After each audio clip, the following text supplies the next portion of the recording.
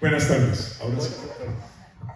Bueno, para mí es un honor estar con ustedes, representando la entidad en la que he pasado 55 años de mi vida, la Cruz Roja,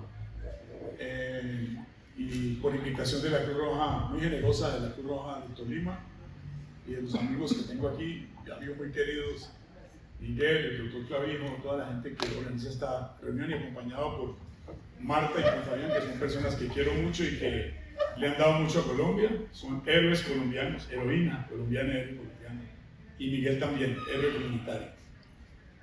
Yo quiero hoy empezar con una historia, que es una historia de respeto por esta tierra que yo quise mucho, quiero mucho, y que le deseo a esta tierra, tanto al Tolima como a Colombia, que aprendamos, que no perdamos la memoria. Y es por eso que voy a contarles una historia que tiene que ver con mi experiencia propia en Armero. Yo era una persona, un voluntario con mucho corazón, muy impreparado, muy lleno de sueños y de cosas.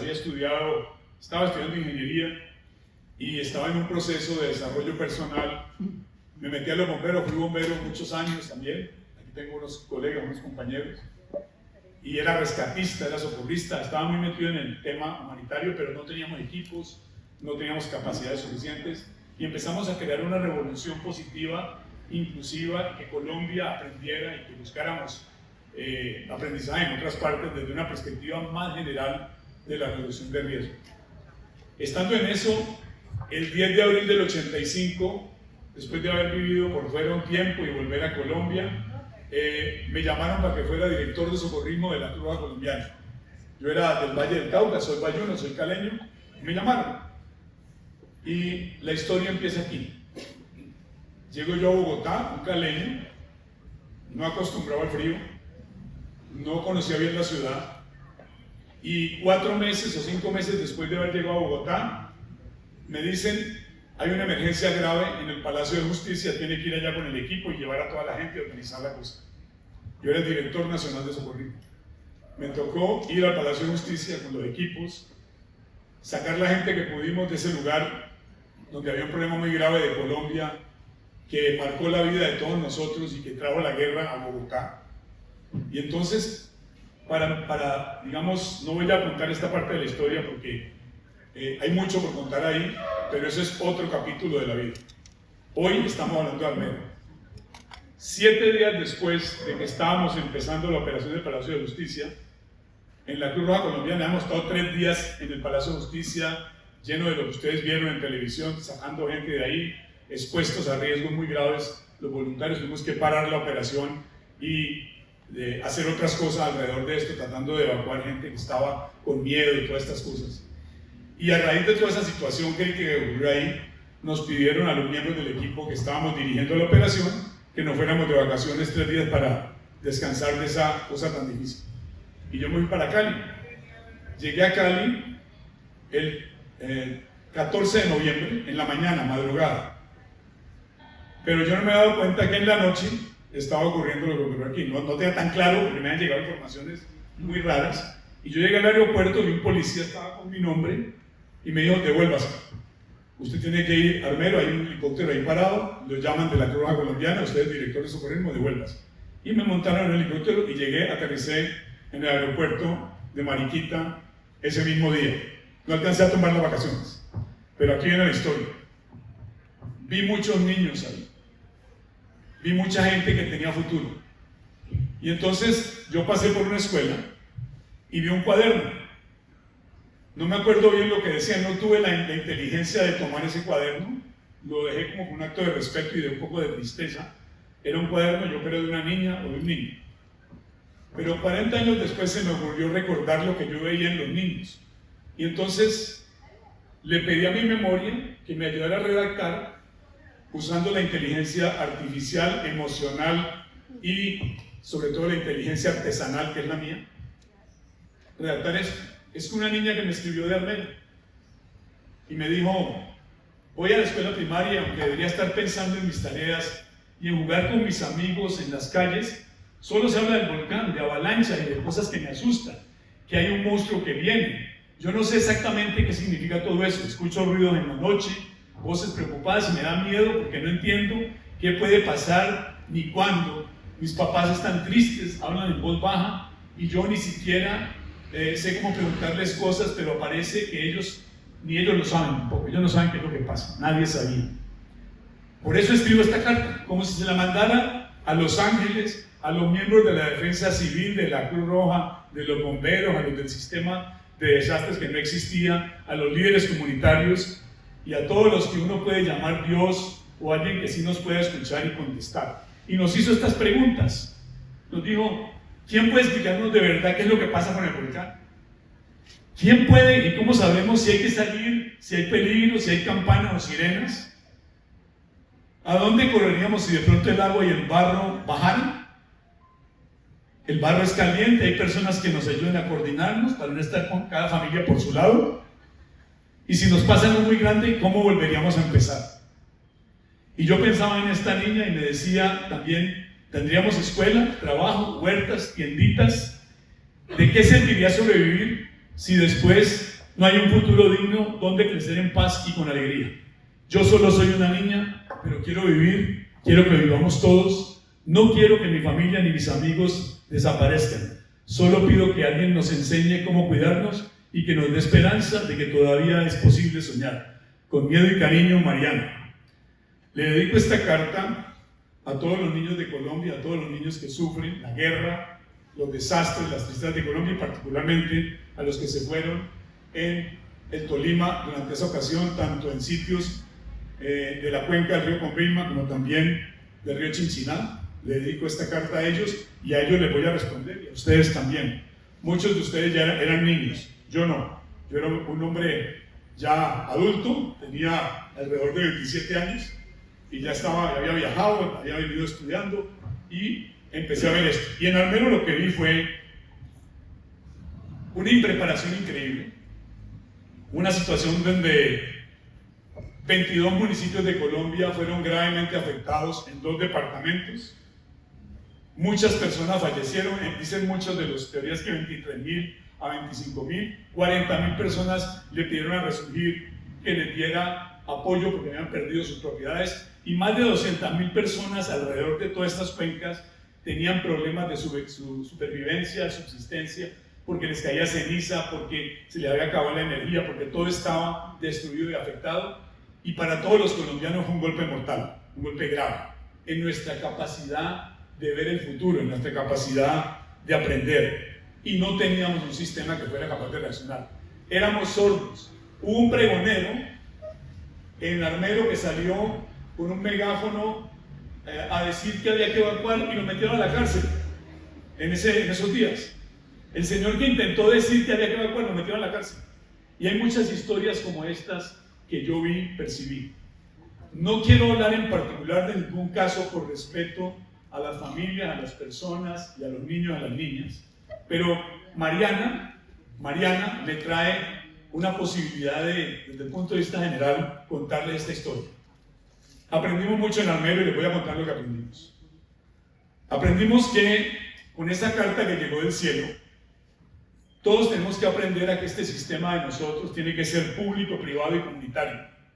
Y que esos 3 pilares fueron la sustancia que esas 2 cachetadas que nos pegó la vida en Colombia, el Palacio de Justicia y Armero, hicieron que este país se despertara y empezara a buscar cambio de leyes, mejora de sistemas y una cantidad de cosas importantes, búsqueda de mejor monitoreo, mejor pronóstico, más equipos, más inversión, mejor conectividad, más sistemas de alarma, mucho más capacidades que pudieran permitirnos salvar vidas, prevenir desastres y producir un efecto positivo.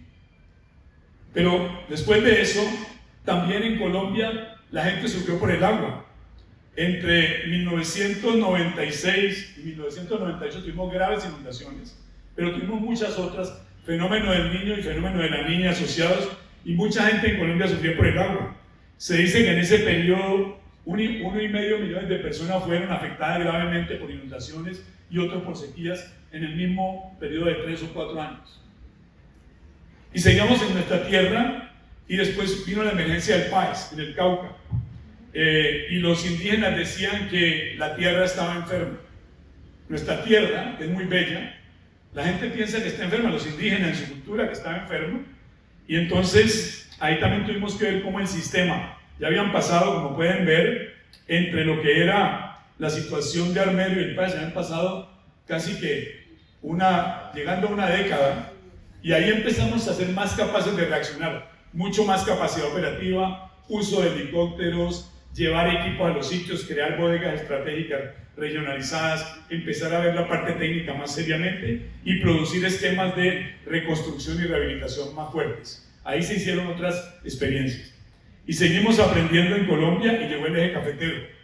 En el año, casi en el 1999, siglo pasado, yo era del siglo pasado, aquí hay varios que somos del siglo pasado, pero ahora somos de este siglo también. Y en esa situación, ahí se afectaron más de 45 municipios en 6 departamentos y 250.000 afectados directos tuvimos en esa situación. Pero el país tuvo una capacidad de manejo mucho más potente, ya teníamos mejor telecomunicaciones, más equipos, más entrenamiento, bodegas, una cantidad de cosas, y además empezamos a construir y a reconstruir todos juntos con mayor orden. Y después, este país fue capaz de irse a Haití. Nosotros hicimos una operación en Haití, la Cruz Roja Colombiana hizo una operación de $25 millones en Haití, más o menos 20 buques, entre ellos como 10 de la Armada, y más de 40 vuelos de emergencia hicimos a Haití con aviones de carga para apoyar a los haitianos. Fuimos capaces de ayudar a otros con nuestra capacidad del Sistema Nacional de Gestión de Riesgo.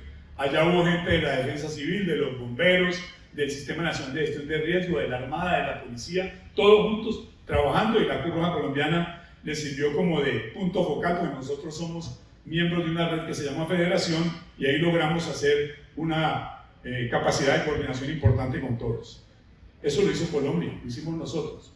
Después de Armero, ya aquí habían pasado, después de Armero habían pasado casi más de 20 años, ya llevamos mucha experiencia, íbamos aprendiendo.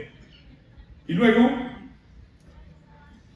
yo, por mi trabajo, estuve en África y me tocó manejar el ébola. Me tocó manejar la emergencia del ébola, donde en este mundo, cuando hay una emergencia grave, los rescatistas, los bomberos, todo el mundo corre a ayudar y a trabajar y a apoyar a la gente. En el ébola corrían para el otro lado, por el miedo a morirse, por la contaminación grave, por la infección que puede causar el ébola. El ébola es una enfermedad mortal y altamente infecciosa. Y para conseguir la gente, para que fuera ya a esos 3 países de África afectados, nos tuvo que hacer una lucha tremenda, nos tuvo que pensar mucho. Y adivinen quiénes fueron: colombianos, médicos y enfermeras colombianos, rescatistas colombianos, gente de la Cruz Roja, gente del Ministerio de Salud, rescatistas de México, de España, pero nadie más, los primeros meses. Y en esa operación logramos hacer una gran cantidad, y una de las cosas que hacíamos era hacer entierros dignificados. Tenemos que ayudar a envolver a la gente para llevarla dignamente a su sepultura. Esa es la tarea de nosotros allá en ese mundo. Eso no lo tuvimos en Armero, no fuimos capaces de hacerlo bien. No teníamos la experiencia, la capacidad. Y luego tuve que ir al tsunami de Filipinas, en Manila. ¿Sí? Y fui al huracán Aihan, en Manila. Y ahí también vi la potencia de una red global que ayuda a la gente a responder. Pero el problema aquí era que, a pesar de la capacidad de respuesta que teníamos, había un problemita, un vacío grande. No hubo capacidad de predicción y de prevención suficiente y de transmitir la alerta. Lo que pasó en Armero es que muchos de nuestros científicos y técnicos son de alta magnitud. Nuestros científicos eran buenos, nuestras universidades eran buenas, tenían una idea clara de lo que estaba pasando y se lo decían a los responsables de las decisiones, pero no les hacían caso. Y la transmisión de ese conocimiento a los medios de comunicación y a las comunidades era muy irregular, no era suficiente. De hecho, metieron a la cárcel a un pregonero. Entonces, esa es la realidad de Colombia. Eso, gracias a Dios, ahora ha cambiado. Estamos en una situación diferente. Pero yo lo vi también en el tsunami de Filipinas, en el Aihan, el huracán también de Manila. Y esas cosas nos enseña, comparándonos con Armero también, viendo lo que ha pasado.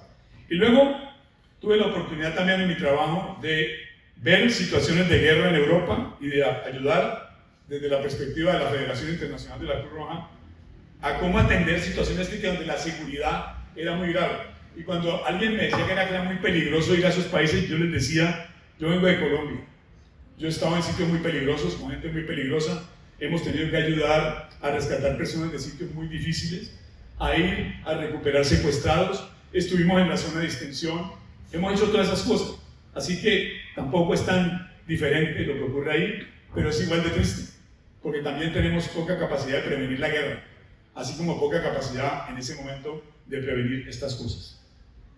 Y después también pude ver el dolor en Gaza y en Yemen y en Siria. Yo estuve encargado de las operaciones de Siria como subsecretario global de la Federación y estuve ahí metido sacando gente que tenía que escaparse porque se lo iban a matar y llevándolos hacia Gaziantep en el sur de Turquía. Y ahí también vi la solidaridad y la capacidad solidaria, pero también el otro lado que es el arma de la guerra que no perdona niños, ni mujeres embarazadas, ni a nadie. Y eso lo vi. Y esas cosas te enseñan a ser más fuerte y a responder con más potencia y a que tu voz se vuelva diferente. Y luego pasó lo más grande que nos ha pasado como humanidad, la tragedia del COVID. Y la vida me dio la oportunidad de ser el estratega del COVID de la Cruz Roja Internacional. Me nombraron representante especial para el COVID y entonces tuve que atender la estrategia de cómo responder a estas cosas, negociar vacunas, apoyar temas de dotación de la gente. Y yo me acordaba de Armero todo el tiempo, decía, en Armero no tenemos esta capacidad, yo no podía ir a ninguna parte, aquí podemos hablar, podemos hacer cosas.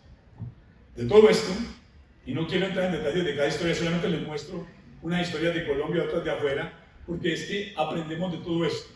Y ese aprendizaje nos llevó a otro punto que pasó. Yo vuelvo a Colombia otra vez. Me salí de Colombia un rato, vuelvo a Colombia. La migración.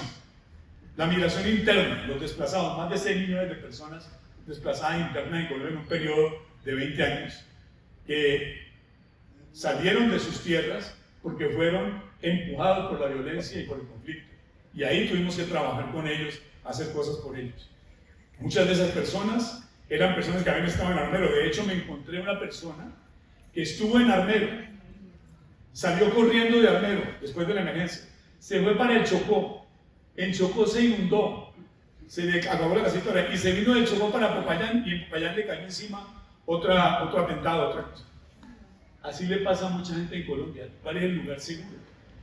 ¿Dónde estamos? ¿Qué hemos aprendido? Y entonces, de la migración y de la guerra total en el mundo, de todos los conflictos y de la Colombia que soñamos todos, una Colombia en paz, una Colombia llena de vida y de resiliencia, hay una cosa que yo quiero decirles hoy, que quiero responderle a Mariana. Mariana, la niña que me preguntó una cosa, yo creo que ella tiene que saber que este sistema sobrevive porque sigue siendo de alguna manera más comunitario y más privado que público. Por eso sobrevive el sistema, porque la gente cree en él, cree en la unidad, cree en la alianza, y a pesar de que 40 años después de Armero, un salón que va a hablar de la memoria de Armero no tiene suficiente gente, pero tenemos la multimedia que nos puede llevar a mucha gente afuera de aquí, eso también es bueno. O sea, tenemos gente también virtualmente, que eso es muy importante. Le da unos mensajes claves. La manera de comunicar hoy es muy diferente. La manera de plantear las cosas es muy diferente. Pero lo público, lo privado y lo comunitario sigue siendo los 3 pilares de un sistema que funciona. Que sea descentralizado, que sea local, que la gente de la base tenga las herramientas de conocimiento y la cultura necesarias. Y por eso le respondo yo a Mariana. Querida Mariana, todos nosotros recibimos tu carta. Queremos que sepas que todavía en nuestros corazones resuena tu mensaje. Nos recuerda cada día que debemos acelerar los cambios y demostrar con hechos lo que hemos aprendido después de lo vivido. Hoy tenemos mejores sistemas de vigilancia, mejores sistemas de pronóstico, más certeros, más ciencia, más tecnología. Tenemos inteligencia artificial, sabemos mucho más de cómo manejar equipos especializados, centros de reserva, entrenamiento de la gente. Tenemos muchas más cosas y hemos aprendido todos juntos que queremos una patria diferente, una patria resiliente, una patria en paz, una patria con salud, y que eso que pasó en Armero no se ha perdido, pero tenemos la tendencia a olvidar, a perder la memoria. Entonces, hoy en día tenemos que enfatizar en puntos claves que tenemos que volver a recargar. Tenemos que recargar nuestra capacidad histórica, y esa historia nos tiene que servir para que la memoria del pasado recargue la memoria del presente y la memoria del futuro. La memoria del futuro es la imaginación. Imaginarnos cómo vamos a crear soluciones para el futuro. No ha terminado la respuesta mariana. No podemos quedarnos quietos en una respuesta estática.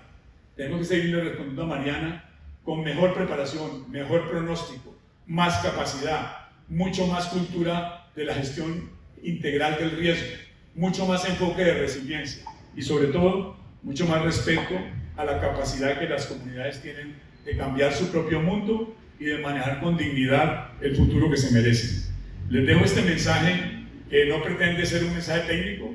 Yo soy una persona altamente operacional, altamente administrativa, estoy entrenado muy fuertemente en cosas de ingeniería y de administración, pero el tema de hoy era básicamente para mí dejarle a ustedes en la cabeza que no podemos perder la memoria. Colombia se merece un buen sistema de desastres.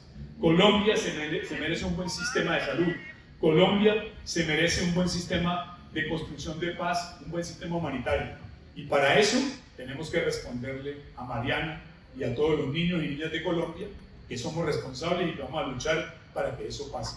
Los invito a que hagamos eso. Muchas gracias.